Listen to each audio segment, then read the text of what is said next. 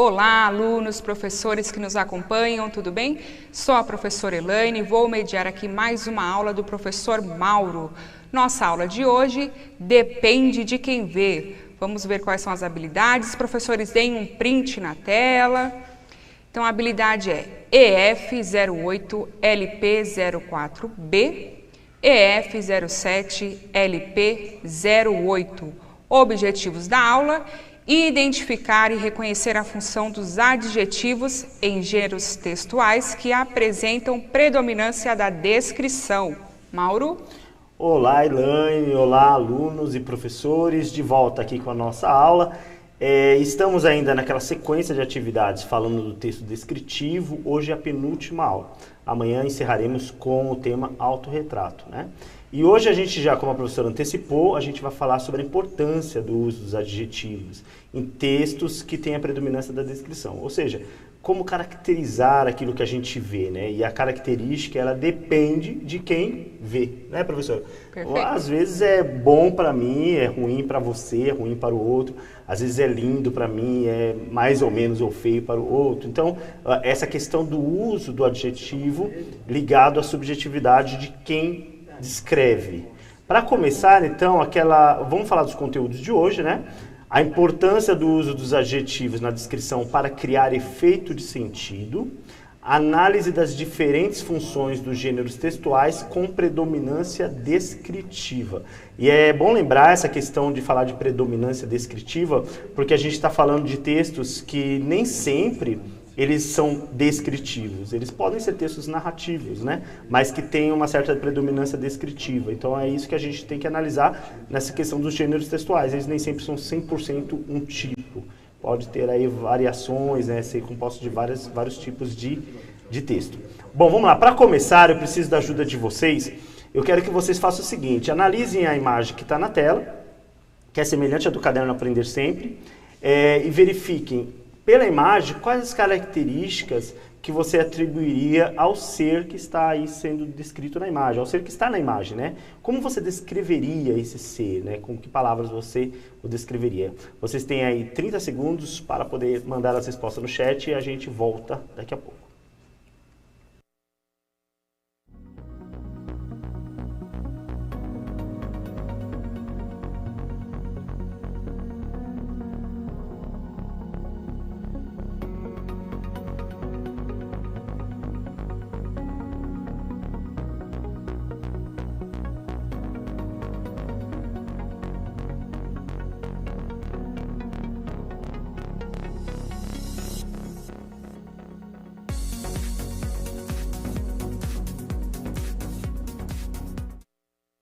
Vamos lá então para algumas respostas.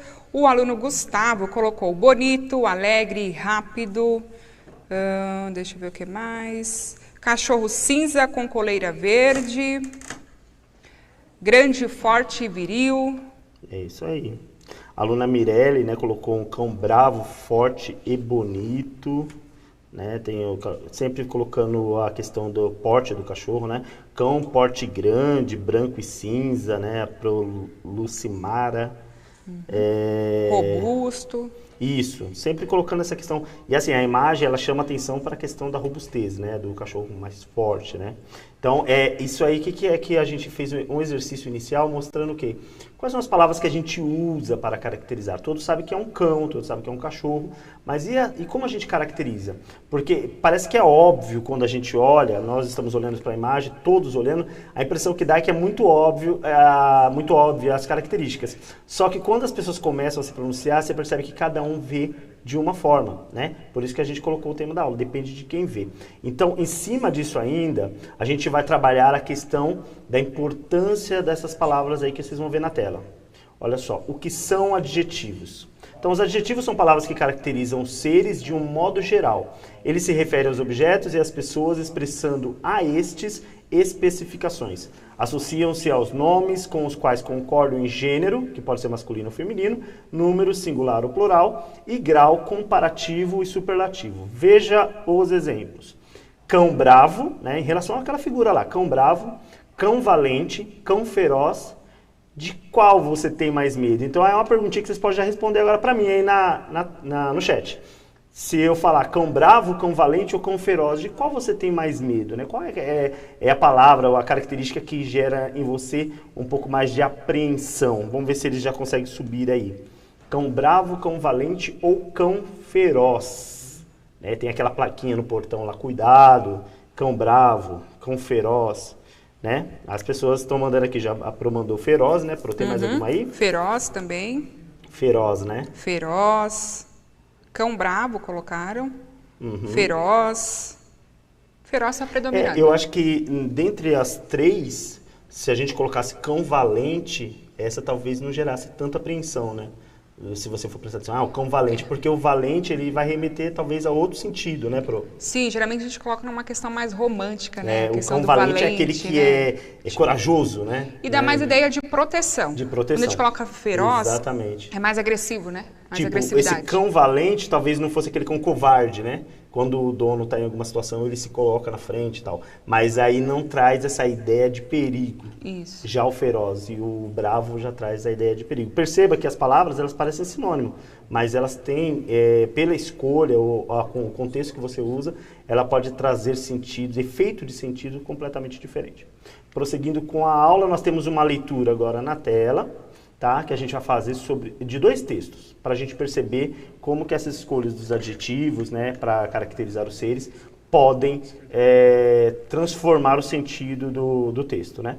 Então, eu vou ler o texto, eu vou pedir para Pro ler o texto 1 para mim, e eu leio o texto 2, só para revisar um pouco aqui. Ela é paulistana e tem 15 anos. É branca, com 3 grandes e lindas manchas pretas pelo corpo. Seus olhos são castanhos claros, tem pelo macio, focinho preto, como uma jabuticaba e possui apenas 4 dentes grandes e amolecidos. É mansa, carinhosa e muito inteligente. Ela atende pelo nome de Maia e sumiu de casa desde maio de 2010, deixando toda a família preocupada. Usa uma coleira preta que tem seu nome gravado. Resumindo, ela é muito mimosa. Pedimos, gentilmente, que quem tiver encontrado a nossa preciosidade, essa bela cadelinha, entre em contato com a família Maia pelo telefone 11 9678 1718. Olha, então temos o texto 1 falando sobre um anúncio, né? Procurando algum ser que desapareceu. Né? Nós vamos para o texto 2 agora, logo em seguida, que é um poema chamado Noites Amadas. Por favor, na tela.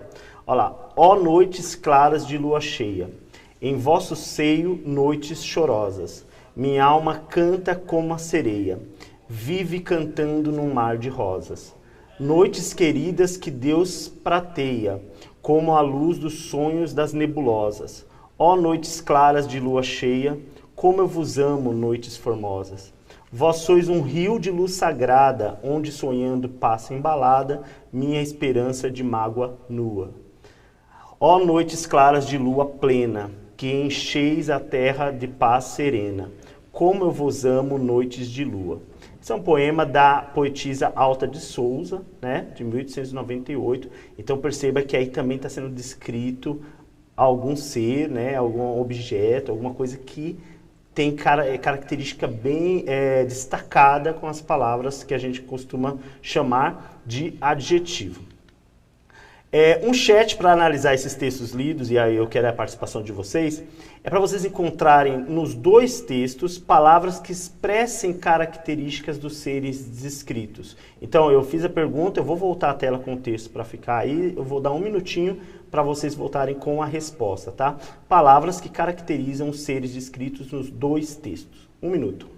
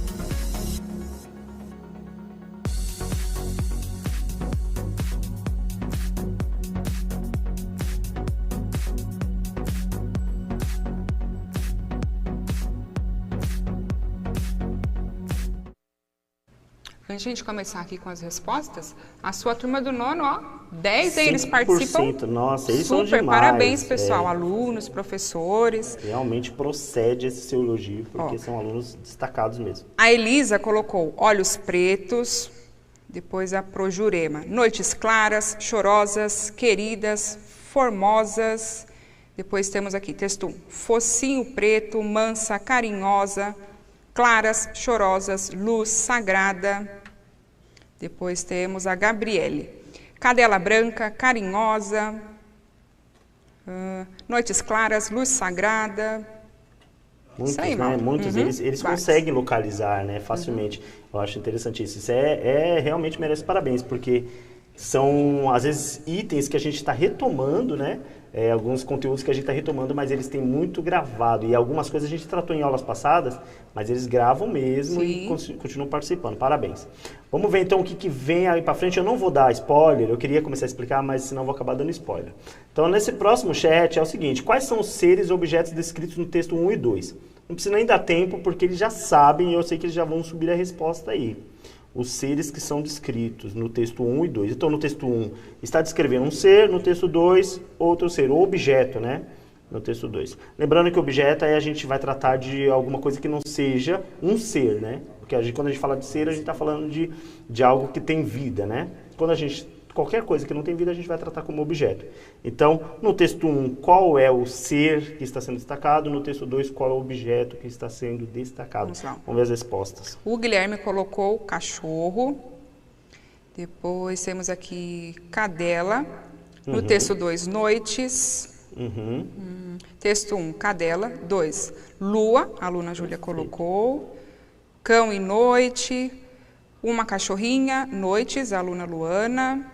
Sim. Texto 1, cadela. Texto 2, noites de luar. Perfeito. E aí é legal ela falar lua, tem uma aluna que colocou lua, né? É legal falar lua, porque assim, o item mesmo que está sendo destacado no poema é noite, né? Uma noite de luar, uma noite. Só que no meio do poema acaba descrevendo a lua, que faz parte, né, desse ambiente noturno. Então ela colocou aí lua, e não está errado, faz parte do contexto, né? Embora o principal seja noite. Vamos ver o que tem mais aí no chat. Pela forma como os adjetivos são empregados nos dois textos, qual a relação entre os autores e os seres ou objetos descritos? O que eu quero saber aqui?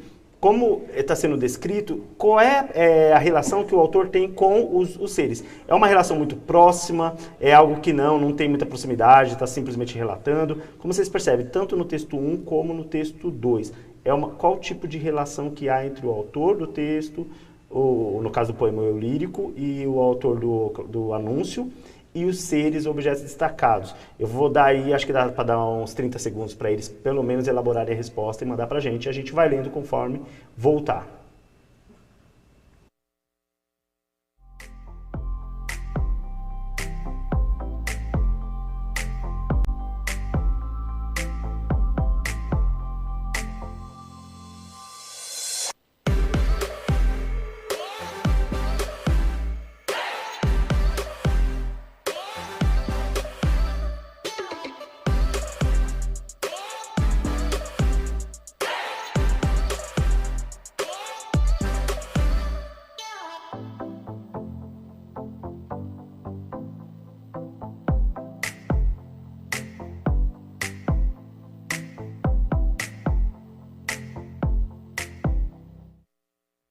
Voltando, a Elisa colocou carinho, admiração. Pro Carla, relação de afinidade, relação próxima. O Pedro colocou afeto e intensidade. Teve uma aluna que colocou nenhuma. Nenhuma, acho que, assim, ela se absteve de responder, né, mas nenhuma não dá, porque assim, no anúncio já dá para perceber a questão de afinidade, de carinho, a forma como descreve, tanto que eu ia fazer uma pergunta, até agora a gente já vai entrar nisso, como que é possível perceber que está se falando de uma cachorra, né? De uma cadela? Como é que é possível perceber? É possível perceber por algumas marcas linguísticas que são próprias, né, de falar de cachorro, como coleira, né, manchas na pele e tal, mas o tempo todo ele trata descrevendo como um ser de muita proximidade, né? por quem tem um carinho. Não trata daquela forma muito, é um animal só, um animal que vocês acham por aí. Não, você percebe que trata com bastante afinidade. Como se fosse da família, Como né? se fosse um da família, né? Que é o que normalmente as pessoas que criam esses bichinhos tratam, né? Sim. Então você percebe a afinidade sim no anúncio. E no poema, o eu lírico, ele trata a noite também com esse carinho, porque a noite traz para ele prazer, uma sensação de coisa boa, tranquilidade, né? De né? tranquilidade. Então é possível ver sim uma relação próxima de carinho, de encantamento, como a professora colocou aqui, né? A professora Eliana, só para não deixar de destacar, é uma relação de encantamento, de proximidade, de afinidade. Perfeita a resposta. Agora a gente vai entrar no outro tema, que vai falar sobre a ordem altera o contexto. Porque tem uma máxima na matemática que fala que a ordem dos fatores não altera o produto, quando está se falando de produto, ou seja, de multiplicação, né? Não importa de que lado estão os fatores, o resultado é o mesmo. Mas no caso aqui, a gente vai mostrar que a ordem da posição das palavras, quando se trata de adjetivos, pode sim alterar o contexto. Vamos ver na tela aí. Normalmente os adjetivos são alocados após o substantivo, que modificam. Então você escreve primeiro o substantivo e depois vem o adjetivo. Na língua portuguesa é muito comum isso, né? Mas em alguns casos, quando há a intenção de modificar o sentido que lhe é comum, eles podem vir antes, eles vêm antes, né? Então o adjetivo normalmente vem após o substantivo, mas se você quer trazer uma outra ideia, modificar esse significado que é o mais comum, normalmente as pessoas põem o adjetivo antes. Vamos ver alguns exemplos aí na tela, ó. Falso amigo, amigo falso. Senhora professora, professora senhora. Rapaz pobre, pobre rapaz. Perceba que o posicionamento da palavra muda totalmente de sentido. Olha, continua na tela aí, ó. Falso amigo, a gente pode falar que é o quê, prof? Você está falando que é um falso amigo. Se o falso vem antes. Coloquei a professora aqui num problema que eu não combinei com ela, hein? Sim, porque nesse... Cadê? Deixa eu ver. Falso amigo. Essa aí, Mauro, sinceramente, eu não vi assim tanta não diferença. Na última ali... É bem sutil, mas fala da última, então. Na última eu achei mais. Rapaz pobre e pobre rapaz. O primeiro está dizendo que ele é financeiramente, vamos dizer pobre, assim, né? Isso. Pobre. O outro está mais uma ideia de, vamos dizer assim, pobre de espírito, coitado. Né? Então, pobre rapaz, sim, coitado dele. O falso amigo, amigo falso, ó, o falso amigo é aquele que não é amigo, né? É bem sutil, mas é aquele que não é amigo. Então, assim, parece ser amigo, mas não é. Ele não é seu amigo. O amigo falso é aquele que você sempre considerou próximo, amigo, né? Mas ele te traiu. Né? Então, percebe, ó, no primeiro ele nem amigo ele está se fazendo de amigo, você talvez nem conheça, ele está se fazendo de amigo e tal. E aí é o falso amigo, ele se coloca como amigo, mas não acredita nele. Já o amigo falso, a gente pode dizer que é aquele que já é seu amigo, mas ele está te traindo e você foi descobrir bem depois, né? E você vê que é bem sutil o entendimento, você pode usar os dois aí. Senhora professora, uma professora maravilhosa, né? Uma professora que traz muito conhecimento, que tem uma destreza aí na hora da aula, né? E a professora senhora seria a professora mais com uma certa idade, né? Então, a professora é uma senhora, tal. Então, perceba que a colocação do adjetivo muda o efeito de sentido, né? Então, isso é importante quando a gente está produzindo os nossos textos. Alguém comentando alguma coisa? Vamos lá. Ó, não sei se tem a ver com o conteúdo da aula, mas como depende de quem vê, olha como vendi um carro certa vez. Coloquei o verbo olhando em meu número de celular num cartaz em um carro. A curiosidade foi tamanha para saber o que significava aquele olhando, que dezenas de pessoas acabaram sabendo que eu estava vendendo o meu carro. Vendi. Vendeu. Não é que não tem a ver com a aula, tem sim, tem, porque essa questão do uso das marcas linguísticas, né, para poder criar curiosidade, e criou um efeito de sentido. Não é um adjetivo que você usou aí uma forma verbal, mas o efeito de sentido que causou, né? E às vezes isso é interessante, porque foi lá e colocou apenas uma palavra, não usou as palavras que são comuns e mesmo assim conseguiu o efeito. Parabéns, tem muito a ver com a aula. Tudo que tem a ver com a questão da linguagem, língua portuguesa, a gente sempre tem que estar falando que essas curiosidades ajudam os nossos alunos. Parabéns. Vamos para a próxima tela. Agora é um chat. O chat tem algumas atividades aí que eu vou pedir para vocês ir fazendo comigo agora mesmo, sem tempo para poder de intervalo, tá? Vamos lá. O chat é o seguinte: avalie alguns aspectos importantes sobre os gêneros textuais descritivos ou predominantemente descritivo. Volta a lembrar. Gêneros textuais descritivos são aqueles que só descrevem. né? E existe aqueles predominantemente descritivos, que pode ser uma narrativa, pode ser outro tipo de gênero, mas que vai ter dentro do seu... outro tipo de texto, desculpa, que vai ter dentro da sua composição partes muito grandes de descrição. Então a gente chama de predominantemente descritivo. Vou pedir para pôr na tela de novo a tabela. Olha lá. Primeiro vem as questões e aí vem a resposta sim ou não. O ser ou objeto descrito pode aparecer no início, meio ou final do texto. Nos textos descritivos, esse ser ou objeto descrito pode aparecer no início, no meio ou no final do texto. Isso é correto? Você vai pôr sim ou não, pode mandar aí no chat que a gente já vai verificando. Aí aqui a primeira resposta funciona sim, né? Sim, uhum. Sim, pode ser em qualquer lugar, não precisa estar no início, ou no meio, ou no final. Perfeito. É possível apenas utilizar verbos na primeira pessoa para fazer descrições? Verbos na primeira pessoa, lembrando a primeira pessoa do discurso, o eu ou nós. É possível utilizar só verbos na primeira pessoa? Ó, aqui colocaram não. Não, porque quando a gente está descrevendo, a não ser que você esteja descrevendo só sobre você, né? Uma autodescrição. Se você estiver fazendo uma autodescrição, mas geralmente você acaba falando de algo fora de si, né? Então aí a resposta adequada, não. O ser ou objeto descrito pode estar situado no presente ou no pretérito? Aqui, e ó, aí? uma anterior, né? Que a gente respondido. Colocou que sim. Sim, quando nós fazemos descrições, a gente pode falar de algo no momento da fala ou no momento anterior à fala. Perfeito. Os adjetivos caracterizam os seres ou os objetos descritos ou dão aspectos a eles? Essa é fácil, hein? Vamos ver como que eles estão nessa daí. Mandaram? Sim. Sim, com certeza.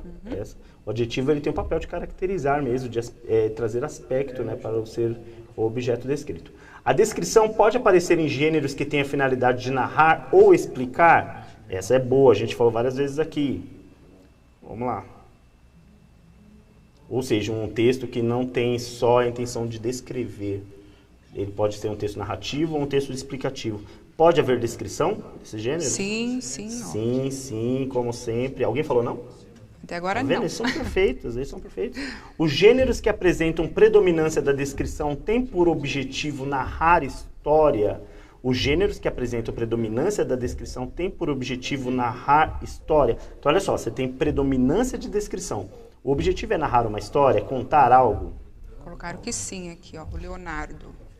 E mais alguém? Vamos ver. Essa realmente foi uma pegadinha. Colocou aqui não. Essa eu vou deixar até para a próxima tela. Eu não quero matar a resposta agora, porque eu quero que eles pensem bastante sobre isso. Tá bom. E no último, nos gêneros que apresentam predominância de descrição, é possível observar a expressividade do autor?